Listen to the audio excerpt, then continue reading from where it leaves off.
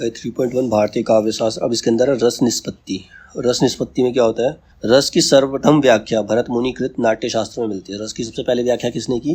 भरत मुनि ने अपने ग्रंथ नाट्य शास्त्र के अंदर। निष्पत्ति शब्द का प्रथम प्रयोग भरत मुनि ने रस सूत्र में किया। भरत मुनि का रस सूत्र रस की निष्पत्ति को ही व्यक्त करता है, अतः उनकी व्याख्याएं भी रस निष्पत्ति से संबद्ध है। भरत मुनि के रस सूत्र विभान भाव व्यभिचारी संयोगादर्श निष्पत्ति को परवर्ती आचार्य द्वारा स्वीकृति तो मिली, किंतु इसके दो पदों जैसे संयोग और निष्पत्ति का स्पष्ट अर्थ निर्दिष्ट न होने के कारण इनकी विभिन्न व्याख्याएं की गई।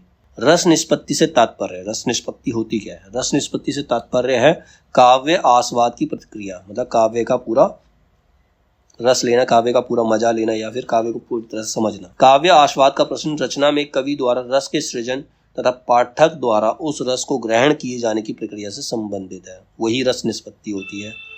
भरत मुनि के रस सूत्र के प्रख्यात व्याख्याकार, उन पर प्रभाव डालने वाले दर्शन और उनकी व्याख्याएं। तो पहले आचार्य जो है वो है भट्ट लोलट। भट्ट लोलट का जो दर्शन था वो मीमांसा, उन्होंने व्याख्या दी उत्पत्तिवाद, यानी कि उस पर आरोपवाद। उनका संयोग क्या है? संयोग है संबंध, उत्पाद उत्पादक भाव संबंध, गम्य गमक भाव संबंध, पोष्य पोषक भाव संबंध। निष्पत्ति क्या है? निष्पत्ति इसके अंदर उत्पत्ति की निष्पत्ति है। फिर रस की अवस्थिति क्या होती है? अनुकार्य, वास्तविक रामादि में। इसके बाद है श्री शंकुक। श्री शंकुक का दर्शन है न्याय। श्री शंकुक ने न्याय दर्शन दिया है। उनकी व्याख्या है अनुमितिवाद, और संयोग क्या है? अनुमान। अनुमान में अनुमाप्य और अनुमापक भाव आता है। निष्पत्ति अनुमिति, और रस की अवस्थिति जो है वो अनु करता है। इसके बाद भट्टनायक, इनका जो दर्शन है वो सांख्य दर्शन है। व्याख्या इन्होंने भुक्तिवाद, इनकी व्याख्या दी भुक्तिवाद यानी कि भोगवाद, और इनका जो संयोग है वो विभावन, भोज्य भोजक भाव। निष्पत्ति भुक्ति है, और रस की अवस्थिति जो है प्रेषक यानी कि दर्शक में है।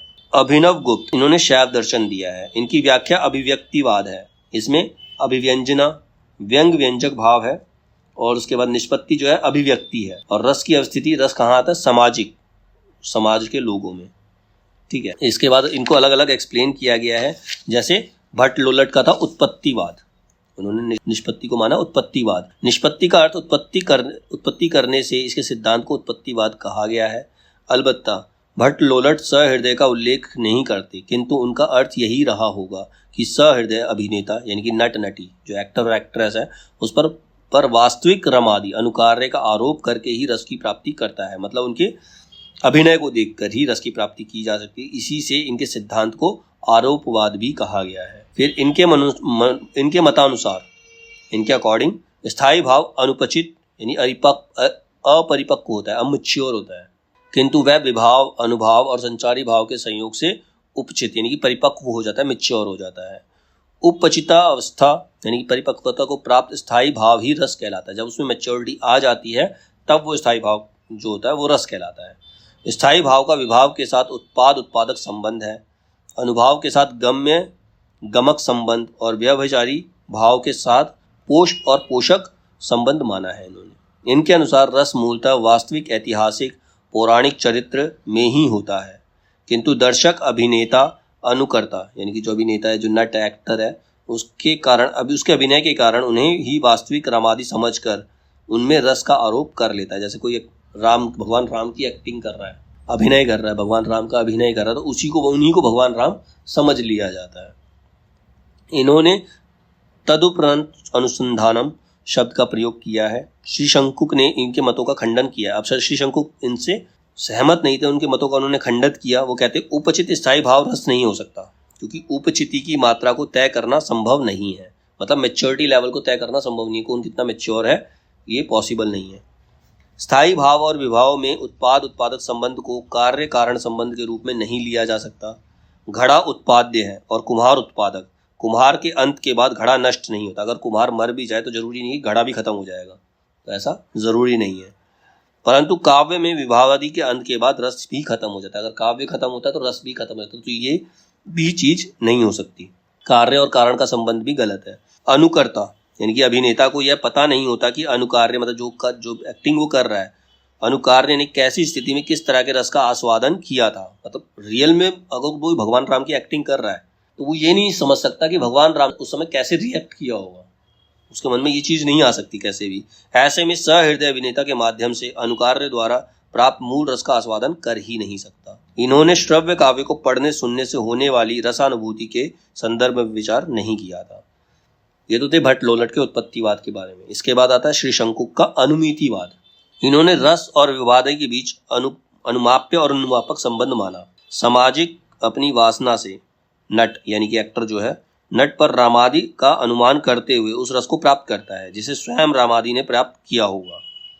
श्री शंकुक ने इस सिद्धांत के दो भाग माने हैं। एक तो है सामाजिक द्वारा नट में जो कुशल अभिनय की तल्लीनता में अपने आप को रामादि समझने लग जाता है, रामादि के रत्यादि यानी कि रति आदि भावों की अनुभूति जो भी अनुमान है, और तभी सामाजिक को भी अपनी वासना द्वारा उन भावों की रंगमंचीय सौंदर्य भावना के बल पर रसानुभूति की प्राप्ति हो जाती है। इन्होंने इस अनुमान को सामान्य लौकिक अनुमानों से अलग माना है। इनकी विलक्षणता के प्रतिपादन के लिए चित्र तुरंग न्याय का आश्रय लिया। चित्र तुरंग न्याय से जैसे हम चित्र में चित्रित तुरंग मतलब होता घोड़ा, जिसमें चित्रित तुरंग को वास्तविक रूप में भागता हुआ घोड़ा ही समझ लेते हैं। चित्र में कोई भागता हुआ घोड़ा नजर आ रहा है, हम उसको भागता हुआ घोड़ा समझ लेते हैं।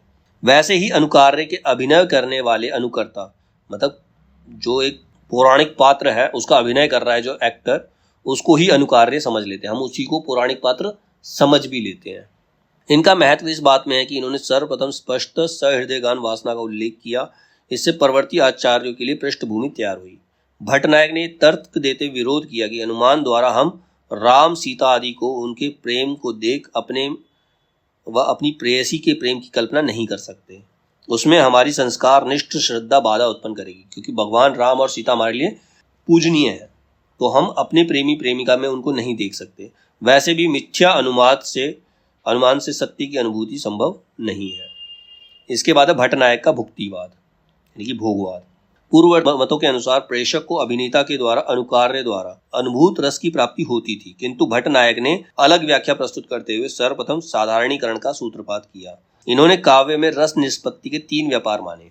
3 व्यापार कौन से हैं? अमीधा, भावकत्व और भोजकत्व। अमीधा, इससे शब्दार्थ का बोध होता है। भावकत्व, इस व्यापार के द्वारा विभाव, अनुभाव और व्यवचारी भाव साधारणीकृत हो जाते हैं। साधारणीकृत होने से तात्पर्य व्यक्ति विशेष से जुड़े न रहकर अपने प्राय के भाव से मुक्त होकर सामान्य हो जाने से है।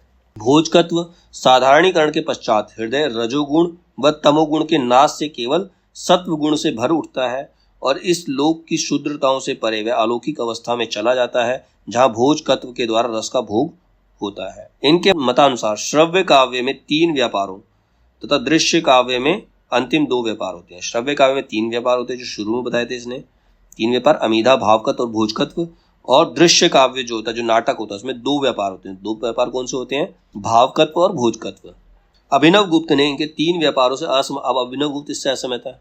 वो कहते हैं कि भावकत्व व्यापार ध्वनि तथा भोजकत्व व्यापार रासवादन में अनुभूत हो जाते हैं, अतः इनकी स्वतंत्र व्याख्या की आवश्यकता नहीं और ना ही किसी पूर्ववर्ती आचार्य ने इसका उल्लेख किया था। इसके बाद अभिनव गुप्त का अभिव्यक्तिवाद। इनके अनुसार स्थायी भाव व्यंग है और विभाववाद व्यंजक। इनके संयोग से रस की अभिव्यक्ति होती है, वह ना तो उत्पन्न होता और ना ही अनुमय, वह तो अभिव्यक्त होता है।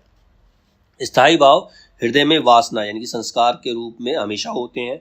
वे रति आदि स्थायी भाव ही साधारणीकृत विभावादि के द्वारा व्यंजित होकर श्रृंगार आदि के रस के रूप में अभिव्यक्त हो जाते। अभिनव गुप्त प्रत्येक सामाजिक को सहृदय मानने के समर्थक नहीं थे। मतलब हर कोई सहृदय नहीं होता, हर किसी के भाव सेम नहीं होते।